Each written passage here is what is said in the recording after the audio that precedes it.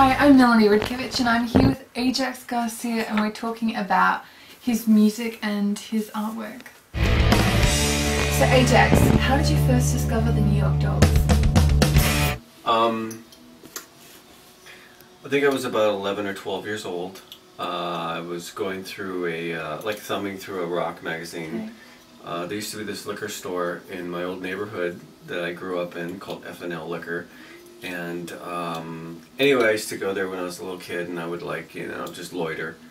And I remember flipping through a rock magazine about Kiss.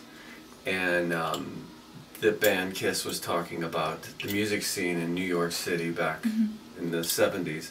And they mentioned the New York Dolls. And so I think it's important I think it's cool to look back at, to know your heroes, Yeah. or the bands that inspired them, so. Cool. So have you ever personally met any of the members of Dolls? Yes. I met Johnny Thunders Cool. a couple of times, actually. Okay. And they were interesting meetings, to say the least. But I met Thunders on the first time I met him. I was a kid. I met him on the Sunset Strip, and he was standing out in front of the Whiskey, a Go-Go, and I'd walked by him, and I used to have this black leather jacket on, and I used to have this black leather jacket that I had painted.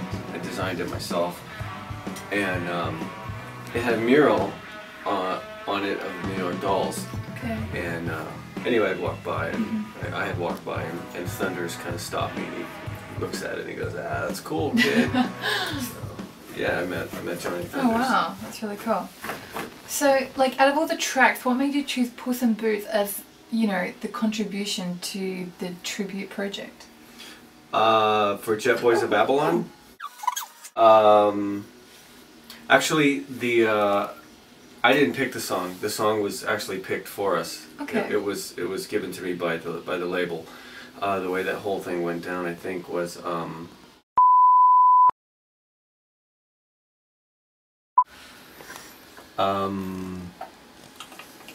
the Dogs d'Amour from England had originally were to record the song, and I think the way the story goes was they. Okay, wow. So what do you feel about the current lineup of the New York Dolls?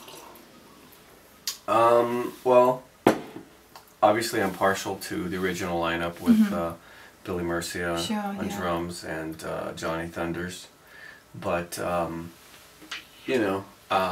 mean, from what I've heard and from what I've seen there, it's, the New York Dolls. It's still really, really cool music, and they're the ultimate underdog story, so, for sure. What's there not to root for, so. Yeah, definitely.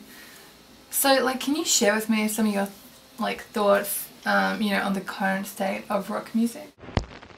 I'm glad you said the current state of rock music and not rock and roll music, because, in my opinion, there's not any real rock and roll music, at least available to the mass public.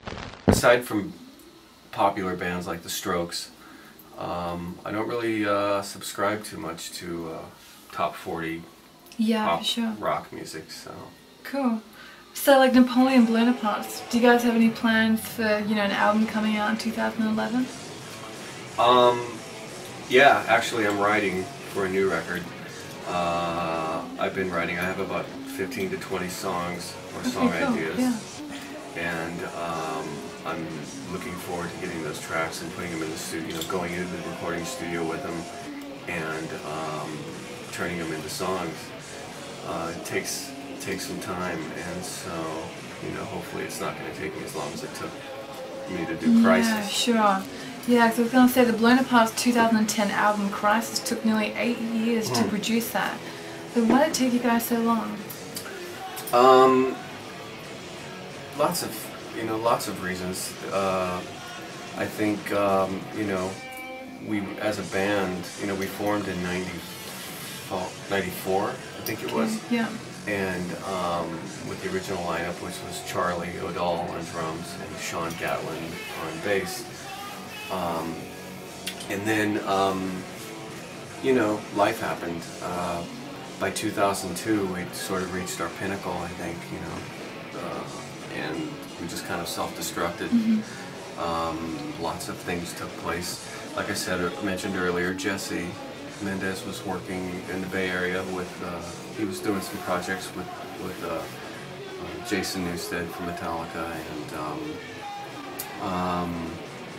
you know, and he co-wrote a song for Ace Frehley, and I was, you know, had my head fully engulfed into Eerie Pop stuff and designing artwork, and so I think, and by that time Sean was, you know, out of the band, and you know, we just sort of self-destructed.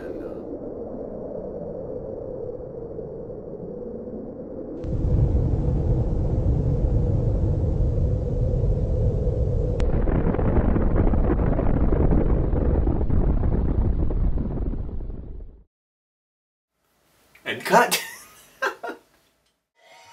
The colors of everything, you know what I mean? And like the characters.